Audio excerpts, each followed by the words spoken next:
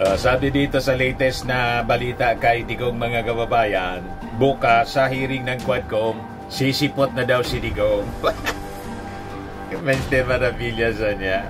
Maniwala. Nagpapagang mga balita at pagtalakay sa mga isyu ng lipunan. Pulsa, opinyon, banat at paglalantad sa katotohanan. Pulsa, what you see is what you get. You decide. Kaparin dyan kay Digong, malamang bodol na naman yan. Tingnan natin pa, baka na-trigger si Digong sa hamon ng mga members ng Dayangans.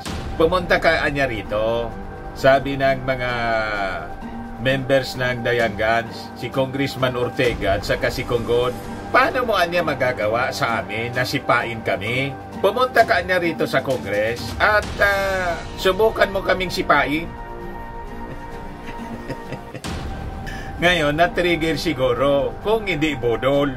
And sabi dito sa balita, Duterte reportedly ready to attend House Quadcom hearing.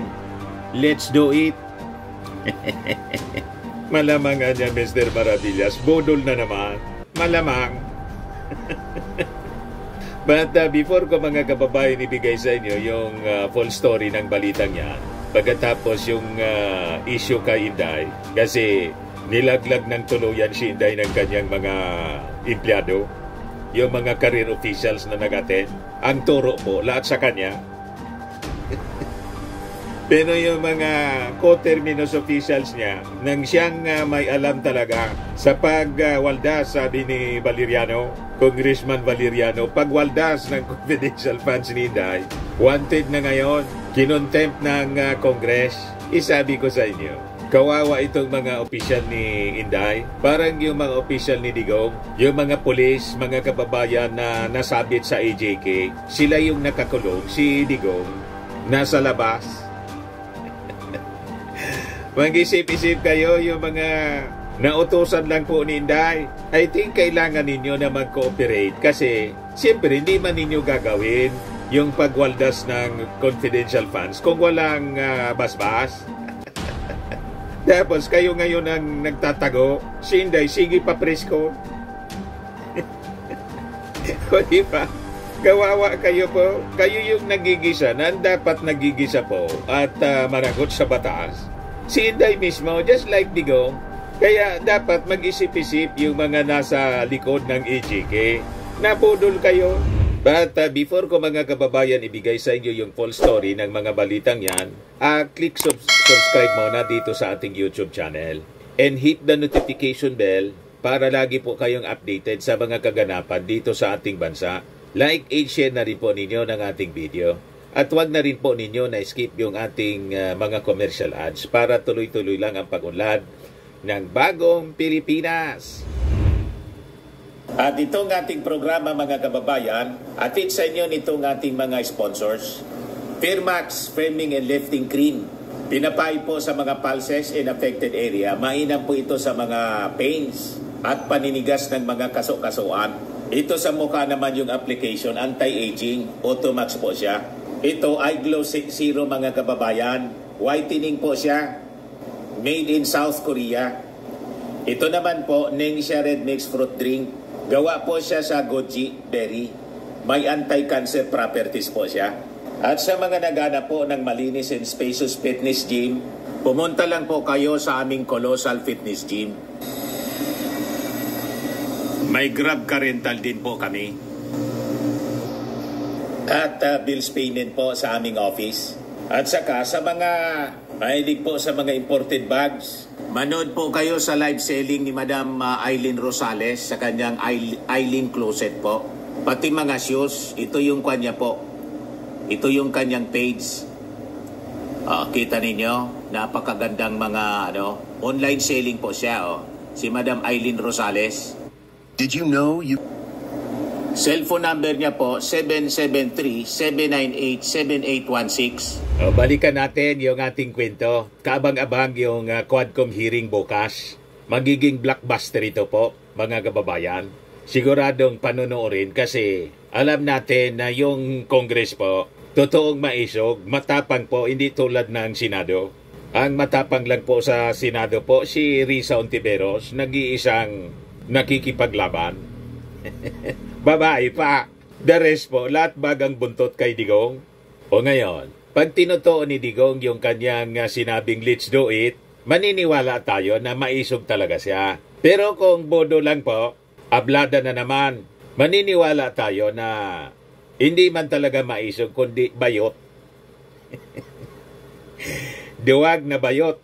Tinawag ng mga congressmen, hinamon mga kababayan si Digong. Dito mo anya ipaliwanag at tutuin mo yung inyong sinabi na sisipain mo kami. Magpakalalagi ka niya.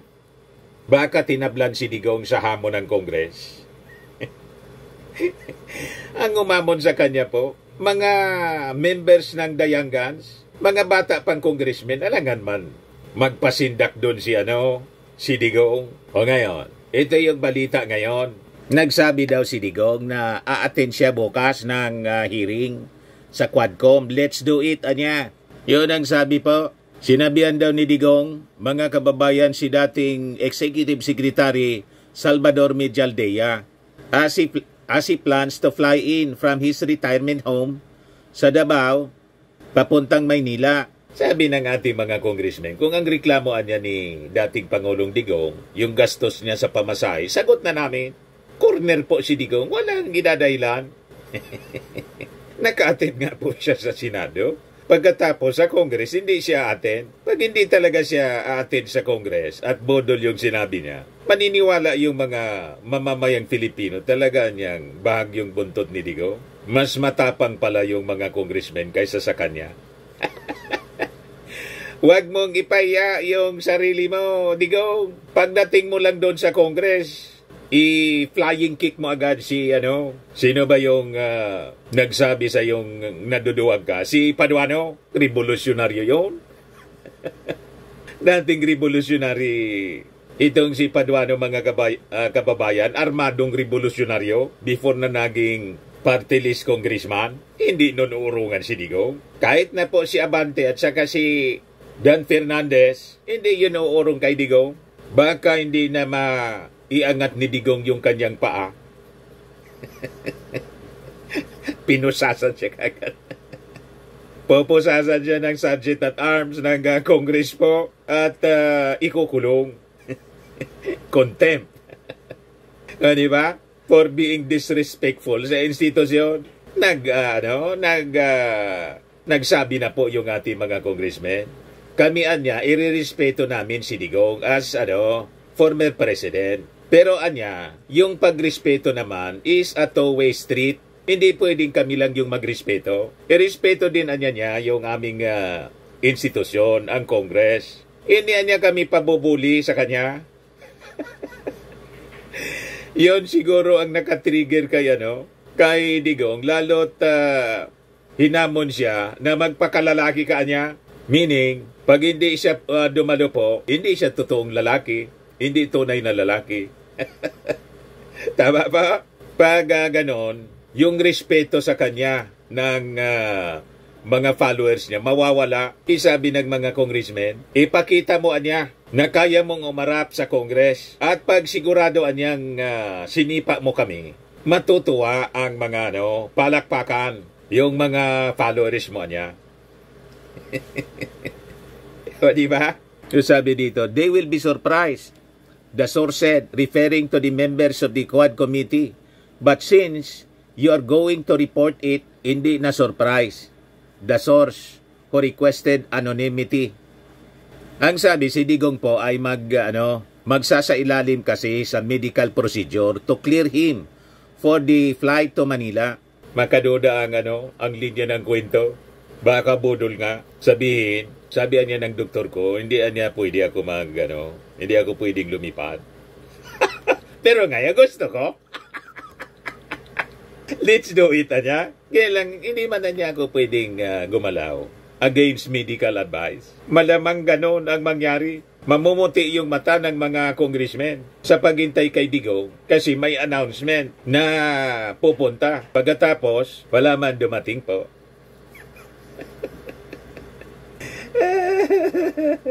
Parang gano'n ang takbo ng kwento, mga kababayan. Yan o.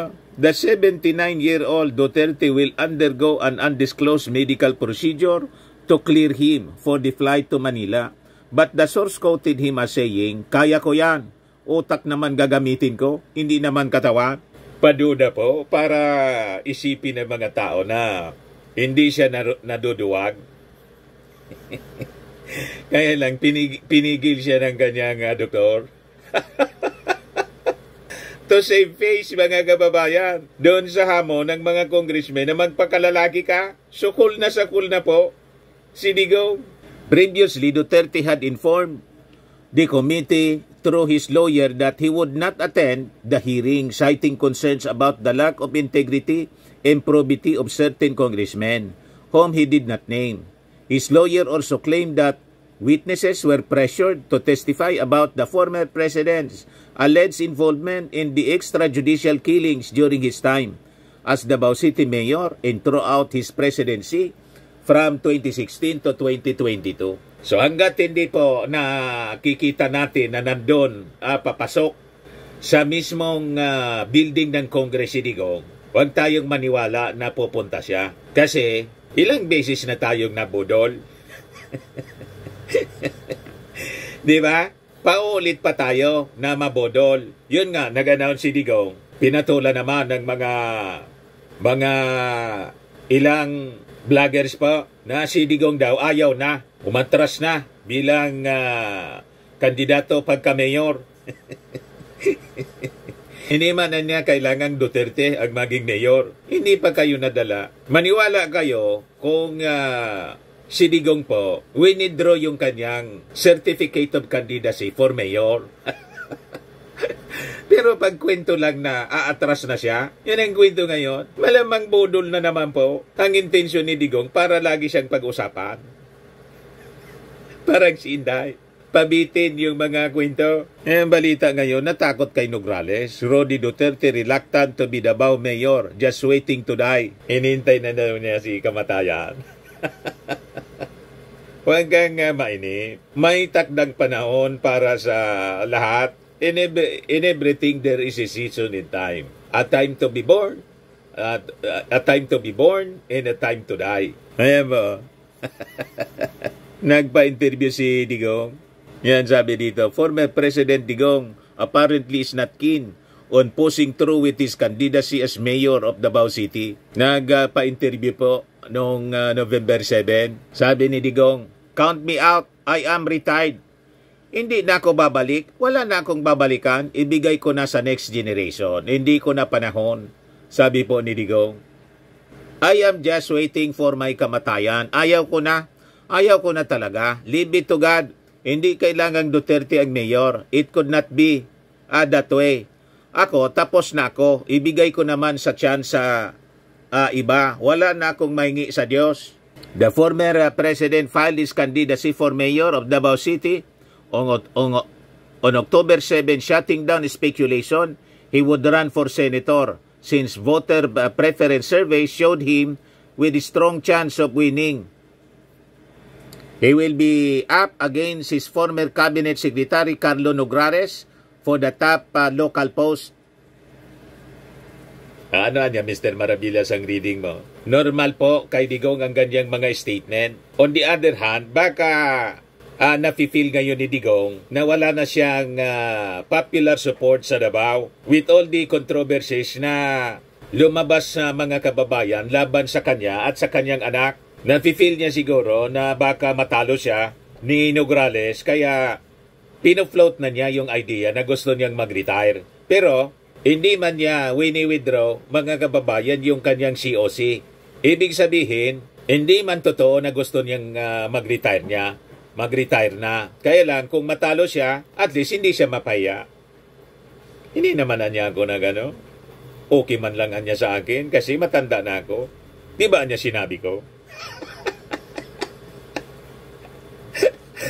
Diba? Nahayaan ko na sa next generation, sa mga bata pa. Kasi ano pa man ang iilingin ko. Nagpapasiguro na siguro si Digong, mga kababayan, na kung matalo siya ni Nograles, at least hindi kayaya. Pero hindi man po siya nag-withdraw. So, ibig sabihin, hindi totoo na gusto na niyang mag-retire. Kaya lang, pag siya natalo, ayaw niyang sabihin na nalaos na siya. Ganon mga kababayan. Parang si Inday, like father, like daughter. Sige ang sabi na wala siyang intensyon na tumakbong Pangulo sa 2028, pero sige na po ang ikot niya sa buong Pilipinas. Hindi na nga po magtrabaho. Ngayon, lumabas sa press con kahapon kasi nilaglag na siya mga kababayan ng kanyang mga tauhan. Yan po, sabi ni Atty. Rosalyn Sanchez, that is correct, Your Honor. Sa pagtatanong po mga kababayan ni Congressman J.J. Suarez. Yan sabi dito sa balita, OBP officials admit only close aides had control over confidential funds. So, lumabas mga kababayan doon sa investigasyon, yung mga co-terminus officials ni Inday, yun ang pinagkatiwalaan niya sa pag-disburse ng kwarta. Ayan po. Under Vice President Sara Duterte's administration po, sa DepEd, pati yung OBP confidential funds, kasi dublado po yung confidential funds ni Inday. May confidential funds sa DepEd, may confidential funds sa Office of the Vice President. Jackpot. Sabi dyan, only Duterte and her close aide ang nakakaalam sa 500 million na confidential funds na ginastos in 2022 and 2023. So sabi po ni OBP Administrative and Financial Services Director Rosalyn Sanchez, Chief Accountant Julieta Villa del Rey, and Budget Division Chief Administrative Officer Kelvin Jerome Teñedo, na wala silang personal knowledge or involvement sa pag-handle ng sa paghawak ng pondo. Congressman Suarez summarized, so anya, the finance officer, the accountant, the budget planning team, none of you have personal knowledge or involvement with these confidential funds, correct? Sanchez confirmed this, stating that only Special Disbursement Officer or SDO Gina Acosta and Chief of Staff Attorney Solaika Lopez managed the funds under Duterte's oversight. Ito yung mga opisyal mga kababayan ni Inday na ko-termino sa kanya. Ito yung mga pinakontempt. Wanted na sila ngayon kasi siguradong may instruction dito si Inday na huwag niya kayo mag-attend. Ang akala ni Inday, sa pagmamatigas niya na hindi mag-attend yung kanyang mga co-terminus officials, magkakatakas siya sa kanyang pananagutan. Ipag naipit itong mga nahuli ng ating mga authorities kasi wanted sila, malamang sa malamang ilaglag siyang tuluyan kasi ang lalabas mga kababayan, sila na napag-utusan man lang ni Inday. Sila yung mananagot sa batas. Di ba unfair? Siyempre, mag-iisip yan ngayon. Tulad ng mga pulis ni Digong sa AJK, may mga nasentensyahan na po na kulong, pero yung nag-utos po, nasa labas. Si Digong, si Bato at si Bongo, senador. Di ba unfair mga kababayan? So baka makapag-isip-isip yung mga opisyal ni Inday. Ang totoo niyang nagkasala nito, ang talagang author nito, si Inday. Pagkatapos, tayo yung kawawa, tayong nakakulong, kawawa yung ating pamilya. Pero yung mga Duterte, nagpapasarap sa buhay. Malamang gano'n ang maisip nitong mga wanted na po kasi kinontent ng Congress. Sila na ngayon ang itinuturo ng mga career officials. Yung nag-attend po, mga career officials yon, serving the office of the Vice President for many years. Yung isa nga po, yung Chief Accountant, si Villa del Rey, panahon pa ni Doy Laurel, 1990, 2 years ng last 2 years ng term ni Doy Laurel, nasa office of the Vice President na siya. Ngayon lang siya, mga kababayan, na sadlak sa problema. You see, dahil lang kay Inday. Kaya tama, mag-cooperate po kayo. Ituro na ninyo yung dapat na ituro. Itinuro nga po. Kaya sabi po ni Sanchez, only anya Special Disbursement Officer Gina Acosta at saka Chief of Staff Zuleika Lopez manage the funds under Duterte's oversight. Paliwanag ni Sanchez that Acosta reported to Lopez, who in turn reported to Duterte. Suarez clarified, sabi ni Congressman J.J. Suarez, so in the end, anya, only SDO, the Chief of Staff, and the Vice President herself have any knowledge or oversight of this confidential funds, correct? Sagot mga kababayan ni Attorney Rosalyn Sanchez, that is correct, Your Honor. Tumbok na tumbok po. Talaga man po mga kababayan, ang may pananagutan talaga si Inday, ultimately si Inday. Kahit yung SDO po, hindi man yung gagalaw.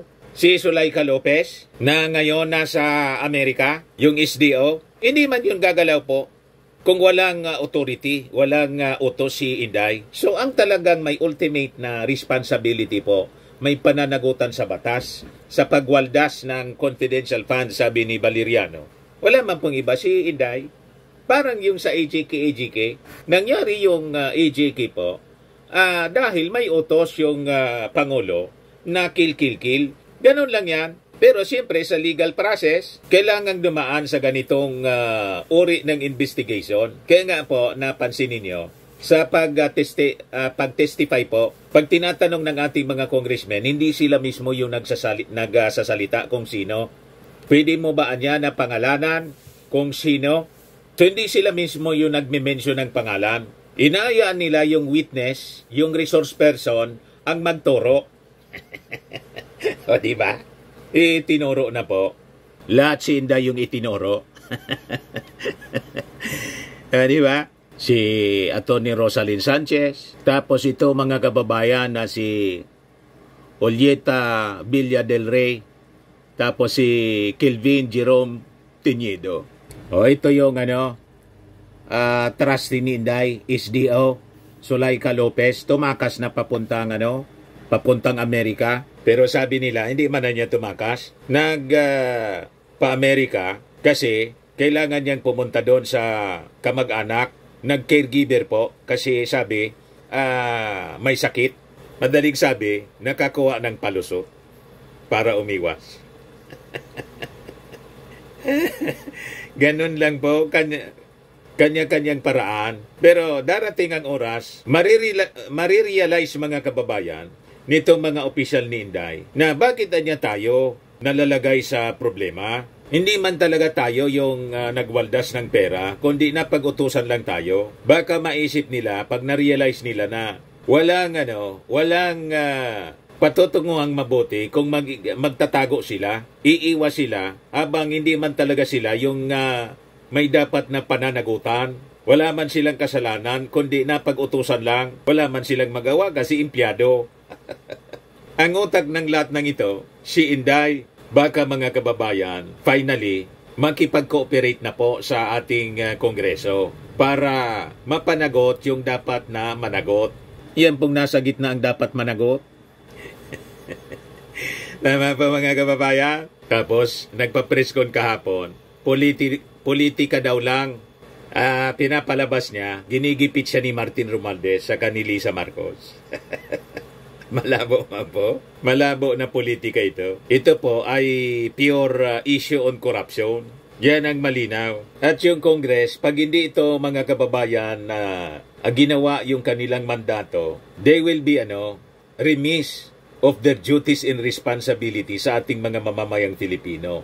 Na sa tingin ko, hindi po papayagan ng ating mga congressmen. Mag-attend sila, hindi sila mag-attend, itutuloy ng Kongreso ang paghanap ng katotohanan at gagawin nila ang kanilang obligasyon ng mandato na mapanagot yung mga nagmalabis sa kanilang posisyon. That includes mga kababayan, yung mga sangkot sa AGK at saka dito po sa pagwaldas ng pera ng bayan. Yan ang malinaw dyan mga kababayan. Yung politika na sinasabi ni Inday, that is the weakest defense mga kababayan.